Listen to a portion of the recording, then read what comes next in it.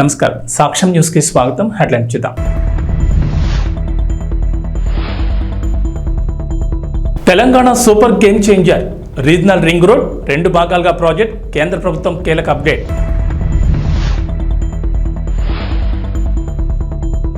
దళిత బంధు scheme నిధులు deputy CM Bhatti కీలక ఆదేశాలు. నిధులు పక్కదారి పడితే ఊరుకోమని హెచ్చరిక.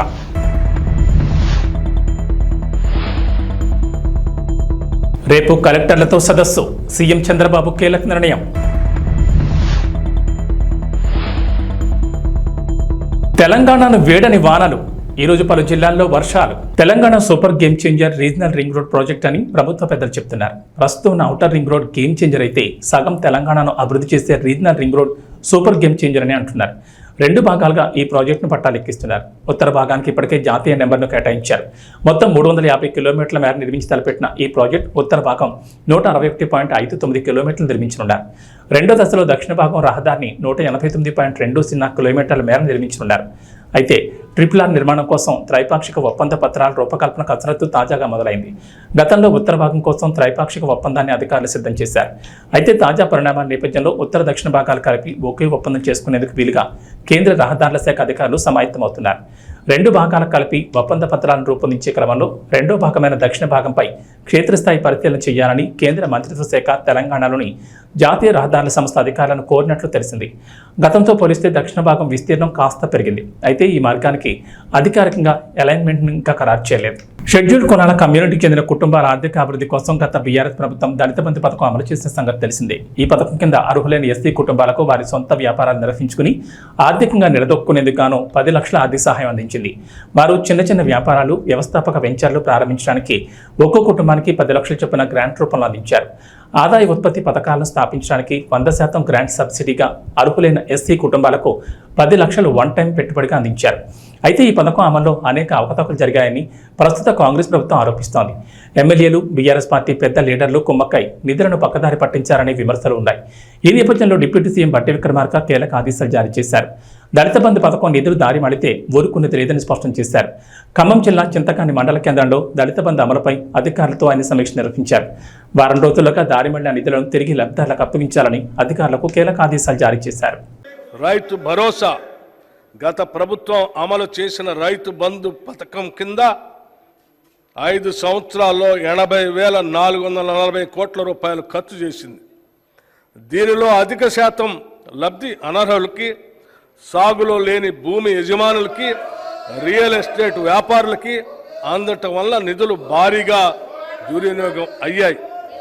గత ప్రభుత్వం చేసిన ఈ నిర్వాహకం వల్ల ప్రభుత్వ సొమ్ము నిరుపయోగమైంది. గత ప్రభుత్వం వారు రూపొందించుకున్న నియమ నిబంధనలను వారే తుంగలో తొక్కారు. ఇది చాలా శోచనీయం మరియు క్షమించరాని నేరం. మా ప్రభుత్వం అర్హులైన రైతులకు మాత్రమే లబ్ధి చేకూరేలాగా రైతు బంధు పథకం స్థానే రైతు భరోసాను తీసుకొచ్చింది. ఈ పథకం ద్వారా అర్హులైన రైతులకు ఏటా ఎకరానికి 15,000 రూపాయలు చెల్లించాలన్నది మా ప్రభుత్వ సంకల్పం. దీని అమలుకు విధి విధానాలు చర్చించి నిర్ణయించడానికి ఒక కేబినెట్ సబ్ కమిటీ ఏర్పాటు చేశాం. ఈ కమిటీ పలు జిల్లాల్లో పర్యటించి ఆ ప్రాంత రైతుల్ని, వ్యవసాయ రంగ నిపుణుల్ని, మేధావుల్ని సంప్రదించి వారి అభిప్రాయాలను సేకరించింది. ప్రజాభిప్రాయాలన్నింటినీ క్రోడీకరించి వాటిని గౌరవ సభలో ఉంచి చర్చించి గౌరవ శాసనసభ్యులు అందరి అభిప్రాయాన్ని తీసుకొని అమలు చేయాల్సిన విధి విధానాలపై తగిన నిర్ణయం తీసుకుంటాం. ప్రభుత్వ విధానాలు పారదర్శకంగా ప్రజల భాగస్వామ్యంతో ఖరారు చేయాలి. అంతేకాని 4 గోడల గడిల మధ్యన కాదు అని మా పనితీరుకు రైతు భరోసా విధానం ఒక ఉదాహరణ. రాష్ట్రంలో కూటమి ప్రభుత్వం ఏర్పడిన తర్వాత తొలిసారి కలెక్టర్ల సదస్సును ఆగస్టు 5 నిర్వహిస్తున్నారు. అమరావతిలోని సచివాలయంలో జరిగే ఈ సమావేశాన్ని తొలుత 2 రోజుల పాటు నిర్వహించాలని భావించారు. తాజాగా దీన్ని ఒక్క రోజుకే పరిమితం చేసింది టీడీపీ కూటమి సర్కార్. ఇందుకు సంబంధించిన ఎజెండాను కూడా ఖరారు చేసింది. సోమవారం ఉదయం తొలుత వివిధ శాఖలపై సమీక్ష చేపడతారు. సాయంత్రం కలెక్టర్లు, జిల్లా ఎస్పీలతో శాంతి భద్రతలపై సమీక్ష నిర్వహించి సమావేశాన్ని ముగించనున్నారు. పాలనాపరమైన అంశాలు, విధాన నిర్ణయాలు, సంక్షేమ పథకాల అమలు, ఇసుక, వ్యవసాయం తదితర విభాగాల్లో నెలకొన్న సమస్యలపై ప్రభుత్వానికి స్పష్టత ఉండడంతో కలెక్టర్ల సమావేశంలో తొలుత ప్రాథమిక రంగాలపైనే చర్చించనున్నారు. మొదట వ్యవసాయం, అనుబంధ రంగాలు, అటవీ సంపద, గనులపై చర్చ జరిగేలా ఎజెండా రూపొందించారు. ఆయా అంశాలపై సంబంధిత శాఖల కార్యదర్శులు పవర్ పాయింట్ ప్రజెంటేషన్లు ఇస్తారు. తమ ప్రాధాన్యాలు, లక్ష్యాలను కలెక్టర్లకు వారు వివరించనున్నారు. మధ్యాహ్న విరామం తర్వాత బడుగు బలహీన వర్గాల సంక్షేమంపై చర్చించనున్నారు. అనంతరం వైద్య ఆరోగ్య శాఖ, సీజనల్ పరిస్థితులు, తీసుకోవాల్సిన జాగ్రత్తలు, విద్యారంగం, మున్సిపల్, సిఆర్డీఏ, పంచాయతీరాజ్, గ్రామీణాభివృద్ధి, గృహ నిర్మాణం, జలవనరులు, పౌర సరఫరాలు, పరిశ్రమలపై ప్రత్యేకంగా చర్చ, సాయంత్రం రెవెన్యూ శాఖపై చర్చ జరగనుంది. హైదరాబాద్ మహానగరం భౌగోళిక పరిధిని పెంచనున్నట్లు ముఖ్యమంత్రి రేవంత్ రెడ్డి ఇదివరకే ప్రకటించారు. ఈ నేపథ్యంలో విపత్తుల నిర్వహణ విభాగం పరిధిని, దాని బాధ్యతలను విస్తరించాలని అధికారులకు కీలక ఆదేశాలు జారీ చేశారు. జీహెచ్ఎంసీ, దాని చుట్టూ ఉన్న 27 మున్సిపాలిటీలు, కార్పొరేషన్లు, మొత్తంగా ఔటర్ రింగ్ రోడ్ వరకు విపత్తుల విభాగం సేవలు అందించేందుకు వ్యవస్థాపరమైన మార్పులు చేయాలని చెప్పారు. విపత్తుల నిర్వహణ విభాగాన్ని ఇక నుంచి Hyderabad disaster response and asset protection agency అని పేరు మార్చాలని నిర్ణయించారు. ఈ నేపథ్యంలో హైదరాబాద్ పరిధిలోకి 33 గ్రామాలు చేరుస్తూ పంచాయతీరాజ్, గ్రామీణాభివృద్ధి శాఖ తాజాగా ప్రతిపాదనలు సిద్ధం చేసింది. హైదరాబాద్ పరిధిని ఓఆర్ఆర్ వరకు విస్తరించాలని రాష్ట్ర ప్రభుత్వం నిర్ణయం మేరకు మున్సిపాలిటీలు, మున్సిపల్ కార్పొరేషన్లు, గ్రామ పంచాయతీలను గుర్తించిన అధికారులు వాటి జాబితాను ప్రభుత్వానికి నివేదించింది. మొత్తం హైదరాబాద్ పరిధి 2053 చదరపు కిలోమీటర్లుగా నిర్ణయించారు. అందులో 33 గ్రామ పంచాయతీలు, విస్తీర్ణం 386.28 చదరపు కిలోమీటర్లుగా అధికారులు గుర్తించారు. ఈ గ్రామాల్లో 172,836 మంది నివసిస్తున్నట్లు నివేదికలు వెల్లడించారు. రైతు బజార్లను పటిష్టం చేయాలన్న ఆంధ్రప్రదేశ్ ముఖ్యమంత్రి చంద్రబాబు నాయుడు ఆదేశాలకు అనుగుణంగా అధికారులు చర్యలు చేపట్టారు. త్వరలోనే రాష్ట్ర వ్యాప్తంగా మొత్తం 100 మొబైల్ రైతు బజార్లను ఏర్పాటు చేయనున్నారు. వీటిని రాష్ట్రంలోని ప్రధాన నగరాల్లో ప్రారంభిస్తున్నట్లు ఏపీ రైతు బజార్ల సీఈఓ శేఖర్ బాబు శనివారం వెల్లడించారు. విశాఖపట్నం, రాజమండ్రి, విజయవాడ, తిరుపతి, కర్నూలు వంటి నగరాల్లో అపార్ట్మెంట్లు, గేటెడ్ కమ్యూనిటీ, శివారు కాలనీలో ఉండే ప్రజలకు ఈ రైతు బజార్ సేవలను అందుబాటులో తీసుకెళ్లాలని ప్రతిపాదించారు. ప్రస్తుతం మొబైల్ రైతు బజార్లో గుంటూరు, విజయవాడలో కేవలం 16 మాత్రమే ఉన్నాయి. మరో 100 మొబైల్ రైతు బజార్లను ప్రారంభిస్తామని ఆయన చెప్పారు. మరోవైపు రాష్ట్ర వ్యాప్తంగా ప్రస్తుతం 111 రైతు బజార్లు ఉండగా సాలూరు, అనపర్తి, అంగర, రాయవరం, బాపట్ల, వేంపల్లి, ప్రొద్దుటూరు, పత్తికొండ, ఆళ్లగడ్డ, పెలుగోడు, ఆత్మకూరు, మదనపల్లిలో కొత్తగా ప్రారంభం కానున్నాయి. వీటి నిర్మాణం పూర్తయిందని, త్వరలో ప్రారంభించనున్నామని శేఖర్ బాబు తెలిపారు.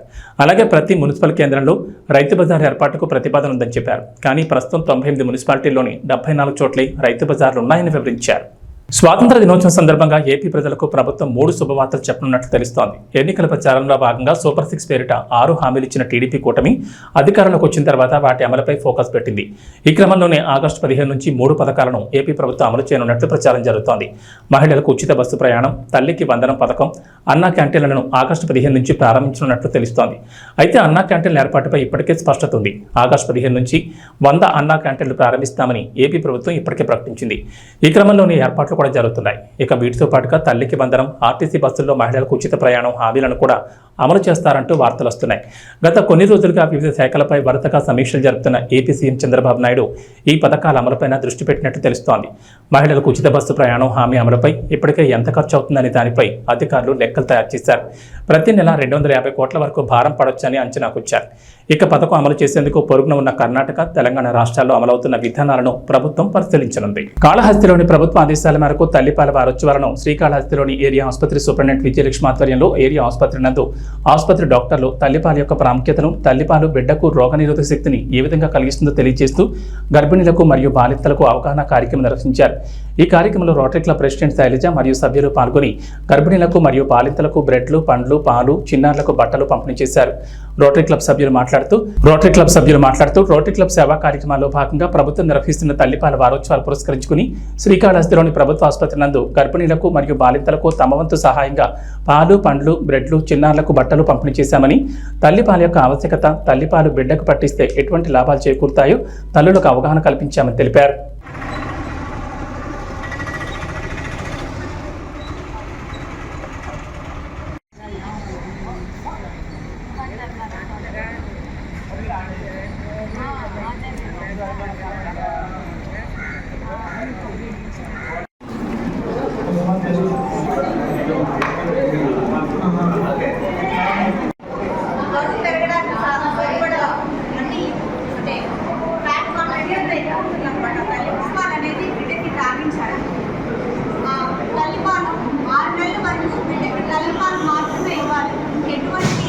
ఉపయోగపడే అన్ని కాంటెంట్స్ అన్ని ఆ తల్లిపాలలో ఉంటాయి. సో 6 నెలల వరకు ఈ నాటు వైద్యం అంటాం కదా, కారము, వస, గ్రేప్ వాటర్ ఇలాంటి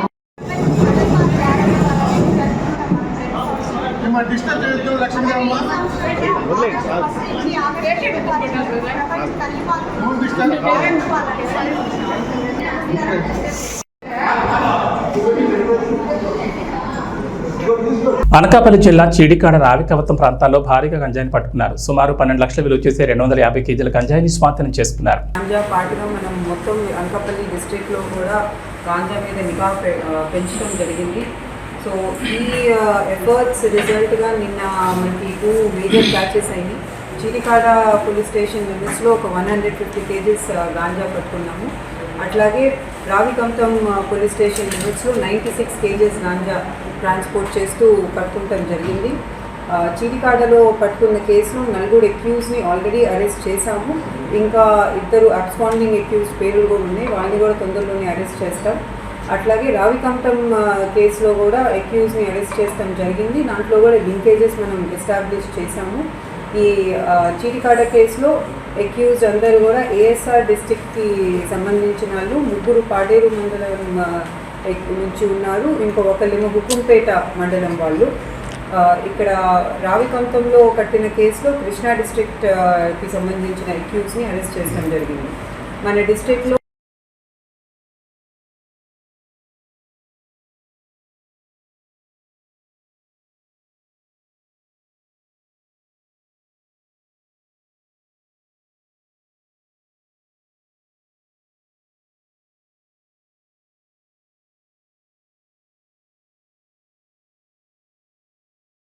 రాష్ట్రమంతా జలకళతో వెలుగోడు బ్యాలెన్సింగ్ రిజర్వాయర్ నుంచి మద్రాస్ కాలువకు నీటిని విడుదల చేసి ఒక గేటు ద్వారా మద్రాస్ కాలువకు 1000 క్యూసెక్ల నీటిని ఎమ్మెల్యే బుడ్డ రాజశేఖర రెడ్డి విడుదల చేశారు. నంద్యాల, వెలుగోడు, బండి ఆత్మకూరు, సిరివెల్ల, ఆళ్లగడ్డ తదితర మండలాల ప్రాంతాలకు సాగు, త్రాగునీరు అందే అవకాశం ఉంది. నీటి విడుదలతో రైతులు హర్షం వ్యక్తం చేస్తున్నారు.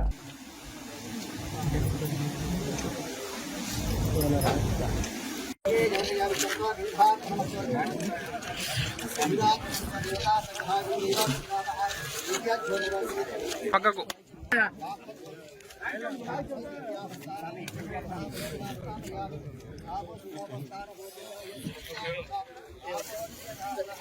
పక్కకు రా సార్లే.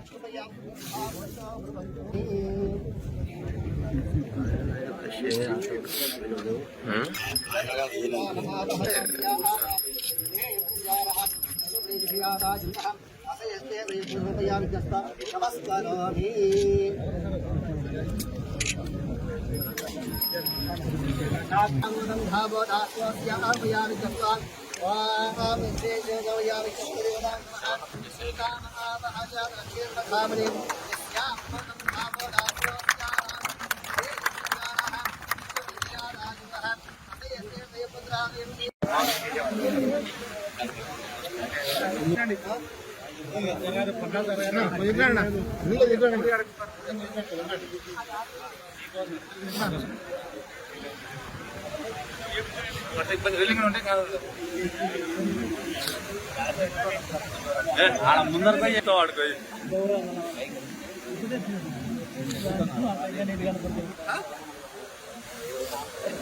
పవన్ ఫోన్ చెప్పాను చెప్ప మన ఏం చెప్తా పొమ్మని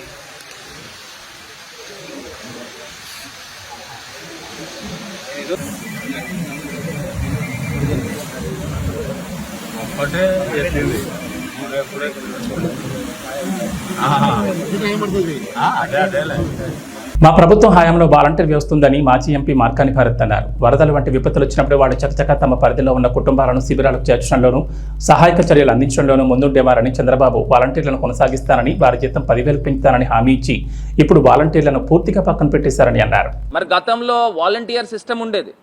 మరి ఆ వాలంటీర్ సిస్టమ్ ఉన్నప్పుడు చకచక చురుగ్గా పిల్లలు పనిచేసేవారు. మరి ఇలాంటి మరి ఘటనలు జరిగినప్పుడు ఇమ్మీడియట్గా రెస్పాండ్ అయ్యి ఎక్కడికక్కడ మొత్తము వాళ్ళకి అందరికీ కూడా, బాధితులకి అందరికీ కూడా వీళ్ళే వాలంటీర్ సిస్టమ్ అంతా గొప్పగా పనిచేసిన సందర్భం. మరి ఈ చంద్రబాబు నాయుడు గారు వచ్చిన తర్వాత వాలంటీర్లకి 10,000 రూపాయలు మరి వాళ్ళకి స్టైఫండ్ కానీ లేకపోతే ఇస్తానని చెప్పి మరి వాళ్ళని ఏ రకంగా తీసేసిన సందర్భాలు, వాలంటీర్ సిస్టమ్నే మొత్తం నిర్మూలన చేసిన సందర్భం. రాష్ట్ర వ్యాప్తంగా 4 లక్షల మంది పిల్లలు వాలంటీర్ పిల్లల్ని తీసేసిన సందర్భం. మరి ఇది ఎక్కడికి వెళ్ళిపోతా ఉన్నాము? మరి ఇదే చంద్రబాబు నాయుడు గారు నిరుద్యోగ భృతి 3000 ఇస్తా అన్నాడు. మరి వాలంటీర్స్ కూడా పాపం చాలామందికి ఉద్యోగ ఉపాధి లేకపోవడం వలన కదా మరి వాలంటీర్స్ కింద వస్తూ ఉన్నారు. మరి నిజంగా ఆ రకంగా ఆలోచన చేసిన ఈ వాలంటీర్ సిస్టమ్ని కంటిన్యూ చేయాలి కదా. మరి ఈయనే మాటలు ఇచ్చాడు, ఇదే చంద్రబాబు నాయుడు గారు మరి మాటలు ఇచ్చి వాగ్దానాలు చేసి మరి ఏ రకంగా వాలంటీర్ సిస్టమ్ని పూర్తిగా నిర్వీర్యం చేసిన సందర్భం. రాష్ట్రమంతా జలకళతో వెలుగోడు బ్యాలెన్సింగ్ రిజర్వాయర్ నుంచి మద్రాస్ కాలువకు నీటిని విడుదల చేసి ఒక గేట్ ద్వారా మద్రాస్ కాలువకు 1000 క్యూసెక్ నీటిని ఎమ్మెల్యే బుడ్డ రాజశేఖర రెడ్డి విడుదల చేశారు. నంద్యాల, వెలుగోడు, బండి ఆత్మకూరు, సిరివెల్ల, ఆళ్లగడ్డ తదితర మండల ప్రాంతాలకు సాగు, త్రాగునీరు అందే అవకాశం ఉంది. నీటి విడుదలతో రైతులు హర్షం వ్యక్తం చేస్తున్నారు.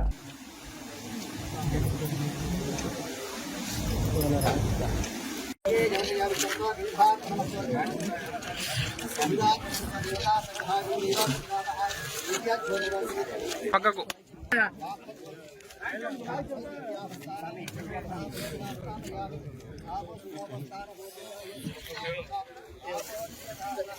పక్కరా అన్నీ సార్లే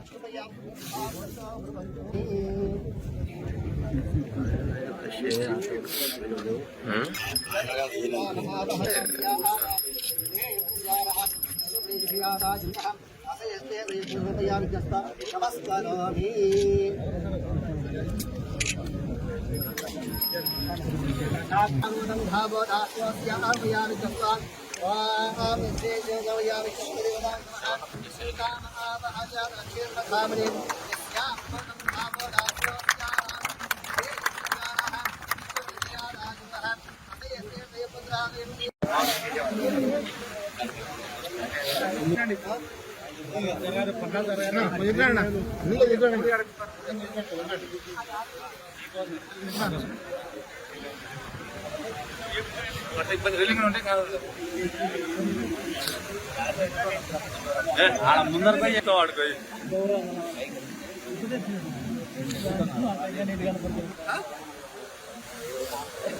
పవన్ ఫోన్ చెప్పాను చెప్పా మన ఏం చెప్తా బొమ్మని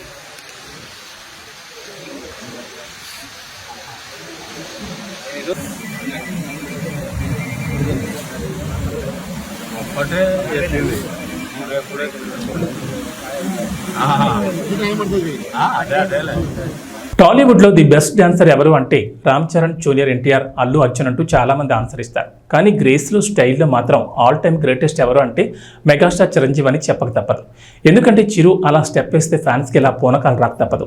వేసే చిన్న చిన్న మూమెంట్స్లో కూడా అద్భుతమైన గ్రేస్ ఉన్న ఏకైక హీరో చిరంజీవి అనేది అందరికీ తెలిసిందే. కానీ ఇటీవల ఓ ఇంటర్వ్యూలో హీరోయిన్ కీర్తి సురేష్ ఇచ్చిన ఆన్సర్ ప్రేక్షకులను అవాక్కయ్యేలా చేసింది. మీ ఫేవరెట్ డాన్సర్ ఎవరు, చిరంజీవి లేదా తలపతి విజయ్ అని యాంకర్ అడిగిన ప్రశ్నకు విజయ్ అంటూ కీర్తి సురేష్ సమాధానమిచ్చింది. దీంతో మెగా ఫ్యాన్స్ సహా తెలుగు ఆడియన్స్ కీర్తి సురేష్ను ఓ రేంజ్లో ట్రోల్ చేశారు. ఇక తాజాగా విజయ్ ది గోట్ సినిమాలో స్పార్క్ సాంగ్ను రిలీజ్ చేయగా ఇందులో తలపతి స్టెప్పులు చూసి మెగా ఫ్యాన్స్ తెగ నవ్వుకుంటున్నారు. ఈ పాట రిలీజ్ అయ్యాక కీర్తి సురేష్ విజయ్ని కలిపి తెగ ట్రోల్ చేస్తున్నారు. నిజానికి విజయ్ మంచి డాన్సరే, కానీ చిరంజీవి కంటే మంచి డాన్సర్ అన్నది మాత్రమే ఇక్కడ సమస్య. ఎందుకంటే తలపతి స్టెప్పులను తమిళ తంబేలు తెగ ఎంజాయ్ చేస్తారు, అది వేరే విషయం, వాళ్ళ ఇష్టం. కానీ కీర్తి సురేష్ తెలుగులో కూడా క్రేజులు నటి కావడంతో ఆమె చెప్పిన ఆన్సర్ మన వాళ్ళకి అస్సలు నచ్చలేదు. ఇక గోడ్ సినిమాలో స్పార్క్ పాటకి విజయ్ వేసిన డాన్స్ ఆయన ఫ్యాన్స్కే చాలా మందికి నచ్చలేదు. కావాలని విజయ్ని ట్రోల్ చేయడానికి ఇలాంటి స్టెప్పులు కంపోజ్ చేశారేమో అంటూ మెగా ఫ్యాన్స్ సెటైర్లు వేస్తున్నారు. వీటిని డిఫెండ్ చేసుకోవడానికి కూడా విజయ్ అభిమానులకు కుదరడం లేదు. ఎందుకంటే తాజా సాంగ్లో విజయ్ స్టెప్పులు అలా ఉన్నాయంటూ మెగా ఫ్యాన్స్ అంటున్నారు. తెలంగాణలో నేడు కూడా వర్షాలు కురిసే ఛాన్స్ ఉందని హైదరాబాద్ వాతావరణ కేంద్రం అధికారులు వెల్లడించారు. అల్పపీడన ప్రభావంతో రాష్ట్రంలోని పలు జిల్లాల్లో నేడు వర్షాలు కురుస్తాయన్నారు. దక్షిణాది రాష్ట్రాల్లో ఋతుపవనాలు చాలా యాక్టివ్గా ఉన్నాయని, తెలుగు రాష్ట్రాలపై కూడా ద్రోణి ప్రభావం ఉందన్నారు. గుజరాత్, కేరళ దగ్గర కూడా మరో ద్రోణి కొనసాగుతుందని చెప్పారు. వీటి ప్రభావంతో తెలంగాణతో పాటు ఆంధ్రప్రదేశ్లోనూ నేడు, రేపు వర్షాలు కురుస్తాయని అన్నారు. ఇవాళ తెలుగు రాష్ట్రాల్లో మేఘాలు కమ్ముకుని ఉంటాయన్నారు. అయితే కొంచెం వేడి, ఉక్కపోత కూడా ఉండే ఛాన్స్ ఉందన్నారు. సాయంత్రం 4 తర్వాత పశ్చిమ తెలంగాణలో జల్లులతో కూడిన వర్షం మొదలవుతుందని వెల్లడించారు. ప్రధానంగా సిరిసిల్ల, ఆదిలాబాద్, ఆసిఫాబాద్, నిర్మల్, నిజామాబాద్, జగిత్యాల, మంచిర్యాల, కొత్తగూడెం, కామారెడ్డి, సిద్దిపేట, మెదక్, భూపాల్పల్లి, ములుగు జిల్లాలో ఓ మోస్తరు నుంచి భారీ వర్షాలకు ఛాన్స్ ఉందన్నారు. ఈ మేరకు ఆయా జిల్లాలకు అధికారులు ఎల్లో అలర్ట్ జారీ చేశారు. ఇవి బులెటిన్ విశేషాలు. నమస్కారం.